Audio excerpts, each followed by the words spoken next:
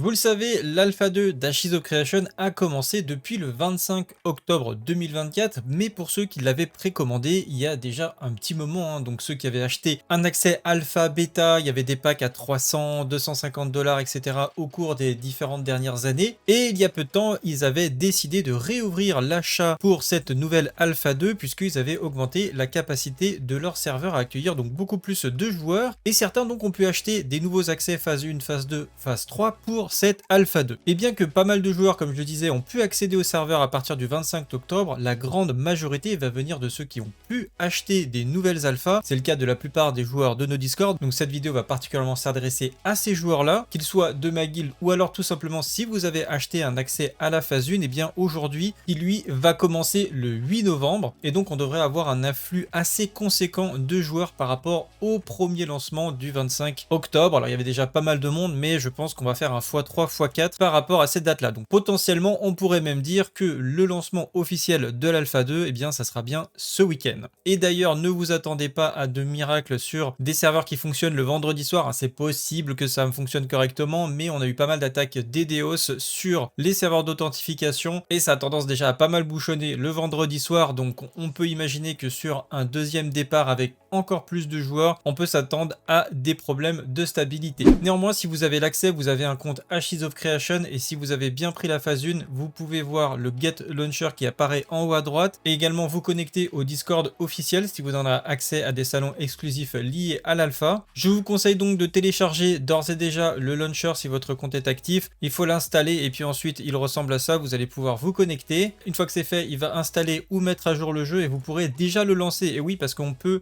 actuellement lancer le jeu, tout ce qu'on ne peut pas faire c'est se connecter au serveur, mais vous allez avoir la possibilité tout simplement de créer vos personnages. Vous pouvez ici déjà choisir le royaume sur lequel vous voulez aller. Pour information, nous sommes actuellement en train de jouer sur Lotaria, donc bien sûr vous pouvez nous rejoindre si vous le souhaitez. Et d'ailleurs, même si vous ne faites pas partie de notre guilde, mais que vous voulez faire des events, que ce soit juste venir farmer de l'XP avec nous, faire du PVP ou autre activité, ça sera vraiment avec plaisir. Donc si vous avez un accès et que vous voulez venir un peu jouer avec nous, bah n'hésitez pas, vous pouvez venir sur notre serveur et déjà créer votre personnage, ça vous fera gagner un petit peu de temps au moment où les serveurs vont se lancer ce vendredi, comme ça vous pouvez déjà passer pas mal de temps à le customiser, à l'améliorer, etc. Vous pouvez faire pas mal de petits trucs et ça c'est plutôt cool. Bref, passons au cœur du sujet, c'était la feuille de route de l'Alpha 2, mais juste avant je dois vous dire que vous êtes encore nombreux à regarder régulièrement mes vidéos sans être abonnés, donc pour soutenir la chaîne, ne pas manquer la suite et surtout augmenter vos chances de loot, explosez ce bouton rouge, activez la cloche. Sur ce, c'est parti.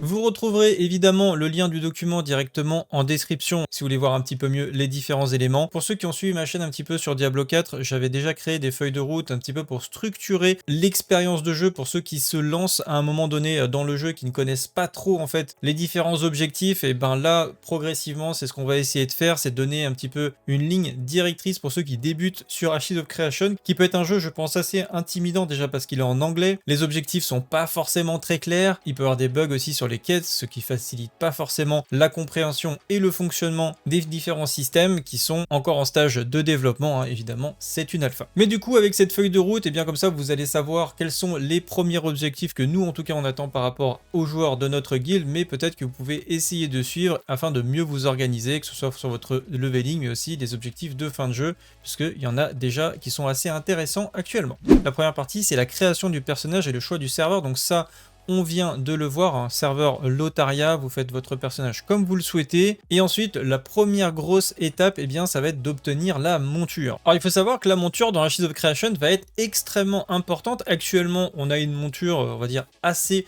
basique, mais déjà, ils ont rajouté une compétence de sprint et on sait qu'il y aura pas mal de montures différentes qui auront plein de compétences uniques, en l'occurrence principalement de déplacement. Et donc, la monture va vraiment être un aspect extrêmement important dans Ashes of Creation. Et donc, un de vos premiers objectifs dans le jeu, ça va être de chercher la monture. Pour ce faire, je vous avais préparé un article qui vous permet d'aller faire la suite de quêtes qui permet d'avoir la monture.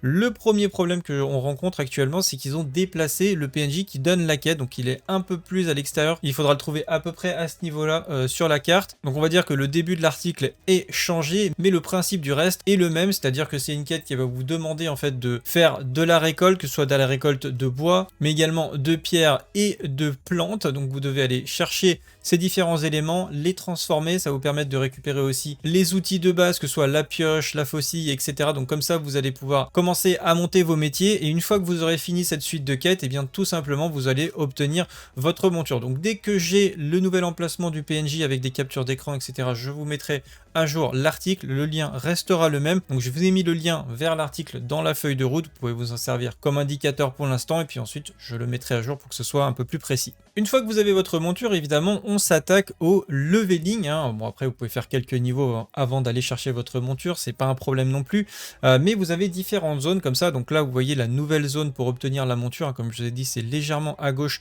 du spawn principal, donc c'était le premier spawn, maintenant il y a d'autres spawns, mais du spawn principal qu'on avait eu lors du premier week-end de l'alpha. Ensuite vous avez différents emplacements plus ou moins intéressants pour votre leveling, donc là je vous ai montré ceux qui ont été identifiés comme les plus intéressants sur les premiers week-ends de l'alpha, avec des zones de niveau 2 à 4, 3 à 6, 4 à 8 et 8 à 12. Et la question qui pourrait être posée, c'est est-ce que je fais mon leveling en solo, est-ce que je fais des quêtes, est-ce que je bâche du mob, qu'est-ce que je fais?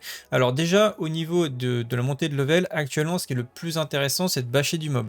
Les quêtes devraient et sont censées être très intéressantes au niveau des XP, mais le problème, c'est que c'est en anglais, donc si vous êtes bilingue, tant mieux, vous allez pouvoir vous en sortir avec les quêtes, mais si vous n'êtes pas bilingue, vous risquez de galérer, et en plus, il y a pas mal de quêtes qui bug. Je dirais pas que c'est la majorité des quêtes, évidemment, mais il suffit que vous soyez bloqué sur une seule quête, et vous pouvez facilement perdre 15-20 minutes, voire une heure, sur une quête qui vous rapportera quasiment aucune XP, alors que bâcher du mob, c'est clair, net, simple, précis, c'est efficace, et en plus, ça donne des loots, ça vous donne composants, mais aussi des pièces d'or, enfin de la monnaie du jeu en tout cas, en petite quantité, mais en une quantité très intéressante pour ensuite l'équipement de niveau 10 que vous allez voir après est extrêmement puissant et intéressant. Également, quand vous ouvrez votre carte, vous aurez régulièrement des zones affichées en jaune, comme ça, c'est des événements, ils donnent énormément d'XP, alors ils sont plus ou moins intéressants, ils donnent plus ou moins d'XP en fonction du level et de la zone de l'event. Ça peut varier entre 5000 d'XP à la fin de l'event jusqu'à 20 000 d'XP, donc ça peut être vraiment monstrueux, en plus de vous donner un coffre avec pas mal de loot. Donc si vous avez la possibilité d'arriver assez rapidement sur l'événement, et bien faites-le. Quand il est marqué en success, c'est-à-dire qu'il est déjà terminé, malheureusement c'est déjà trop tard. Il faut être sur place à peu près entre 3 et 4 minutes après le début de l'apparition de l'event, sinon souvent c'est trop tard et ça sera encore plus court je pense avec ces nouveaux week-ends d'alpha où il y aura encore plus de monde pour aller clean les events très rapidement. Ensuite vient la question du solo versus groupe. Jouer en groupe est incroyablement performant dans ce jeu. Si vous respectez la sainte trinité des MMORPG, c'est-à-dire un tank, un soigneur et un DPS, vous allez vraiment beaucoup plus vite. Les mobs, vous allez pouvoir les enchaîner, vous n'allez pas avoir besoin de régène.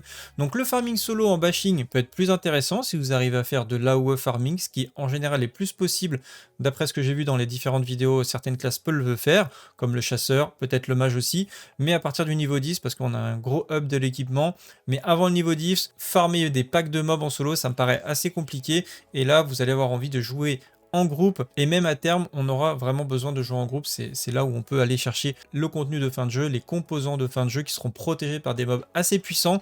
Vous avez envie d'avoir un tank bien équipé, vous avez envie d'avoir du soin et quelqu'un qui fait des dégâts, donc vraiment la Sainte Trinité est respectée dans ce jeu et elle vous fera progresser beaucoup plus vite. Donc essayez de vous trouver une guilde et essayez de jouer avec des amis. Également quand vous êtes en groupe, vous pouvez avoir ce qu'on appelle le group loot, donc l'objet tombe au sol et vous pouvez soit need, donc ça veut dire besoin sur l'objet, grid, ça veut dire de prendre l'objet mais pour le vendre, ou passer, et à ce moment-là vous ne participerez pas au tirage au sort au niveau de l'objet. Essayez de vous mettre d'accord avec votre groupe au préalable pour savoir qui need quel type d'objet, par exemple la dextérité, ça sera plutôt pour un archer ou un voleur plus tard au niveau des classes, un bouclier plutôt pour des tanks. Quand il y a des objets magiques avec de la mana, est-ce que c'est parce que les tanks aussi ont de la mana, donc est-ce qu'on le donne plutôt en priorité aux tanks, est-ce qu'on le donne plutôt aux soigneurs? Voilà, bref, organisez-vous avant pour savoir qui va appuyer sur need au niveau des objets. Le décompte est assez court, il faudrait qu'il le relève un petit peu d'ailleurs. Et ensuite, quand vous avez gagné un objet, n'oubliez pas, il faut aller le loot sur le corps. Il n'atterrit pas magiquement dans votre inventaire, donc pensez à aller looter le corps une fois que vous avez remporté l'objet. Vous inquiétez pas, il y aura plein de choses à faire en solo, comme monter vos métiers. et vous ne perdrez absolument pas votre temps en le faisant. Également, je vous mets le lien de la carte interactive qui s'appelle H-Codex.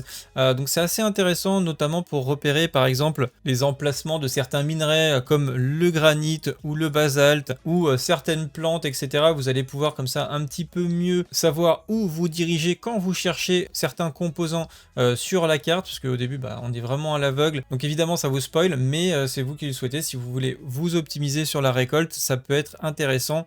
Quand vous galérez par exemple à trouver du granit, ça fait un petit moment que vous cherchez, sachez-le, il y a des cartes qui existent pour essayer de vous aider à en trouver plus rapidement. Ensuite, eh bien, l'objectif sera d'atteindre le niveau 10. Alors pourquoi le niveau 10? Eh bien, quand vous arrivez en ville, comme par exemple à Miralette, nous on a établi comme base Miralette actuellement sur l'alpha, eh bien vous pourrez trouver des PNJ, donc comme ce vendeur par exemple d'équipements, qui vous permettra d'acheter, comme on peut le voir ici dans la liste, vous avez plein d'équipements qui sont extrêmement performants, donc vous avez des armes, vous avez des armures, des anneaux, des amulettes, etc. Sauf que, eh bien, ils vont être uniquement utilisables, vous pouvez les acheter, mais ils seront utilisables à partir du niveau 10. Et vous avez vraiment une énorme augmentation de la puissance de votre personnage à partir du moment où vous allez acheter ces objets-là, vous allez pouvoir multiplier par 3 ou 4 la puissance de votre personnage. Donc il y a vraiment un gap de puissance entre un niveau 9 et un niveau 10, et c'est là où on va pouvoir commencer à faire entre guillemets la fin de jeu de l'alpha avec des donjons de haut niveau. Mais voilà, c'est pour ça qu'on va focus le niveau 10, et comme vous pouvez le voir, les objets coûtent entre 8 et 10 pièces d'argent, donc actuellement j'en ai 13, sachant que je n'ai pas beaucoup farmé, donc je pense que par l'heure, enfin dans une heure, si vous farmez bien, vous pouvez faire facile un gold, mais vraiment sans trop forcer, parce que si vous allez chercher beaucoup de bois, etc., vous revenez, vous allez faire des allers-retours sans trop mourir, ça va monter assez rapidement. C'est juste que là, pour l'instant, on a plus bâché du mob plutôt qu'essayer de farmer de l'or, vu qu'on avait un temps assez limité sur l'alpha, donc voilà, dites-vous que c'est tout à fait abordable, c'est juste l'XP qui est longue à monter, mais après, obtenir ces équipements à partir de vous êtes niveau 10, c'est assez facile. Ensuite, une fois que vous avez récupéré l'équipement de niveau 10, eh bien notre objectif final, en tout cas sur cette alpha, même s'il y aura le PVP qui n'a potentiellement pas de fin, eh bien sera le premier raid qu'on n'a pas encore pu tester, eh bien qui est ici. Donc c'est le donjon de l'alpha. C'est un raid ouvert avec des boss, des nameds, des coffres à looter, etc. Donc la difficulté, c'est ça repop très vite. Donc il faut vraiment avoir un groupe performant. Si vous n'avez pas assez de DPS, que vous ne placez pas correctement, les mobs que vous venez de tuer commencent à réapparaître derrière vous, vous retrouvez bloqué et rapidement vous êtes envahi de mobs, vous vous faites détruire. Donc c'est un système d'ailleurs assez intéressant au niveau du système de repop, etc., qui est un peu un sorte de soft enrage du donjon. Donc il y a vraiment un DPS check à respecter, et c'est pour ça que le niveau 10 sera le niveau minimum syndical pour pouvoir commencer à faire ce contenu pseudo fin de jeu sur l'alpha. Donc ça va être notre premier objectif pour aller chercher des nouveaux équipements, s'optimiser et évidemment après monter les métiers. Donc dès qu'il y a du monde pour jouer, que ce soit chez nous sur le Discord, etc., ou dans vos propres guildes, et que vous êtes niveau 10, vous avez les prérequis, ça peut être très intéressant d'aller faire ce donjon.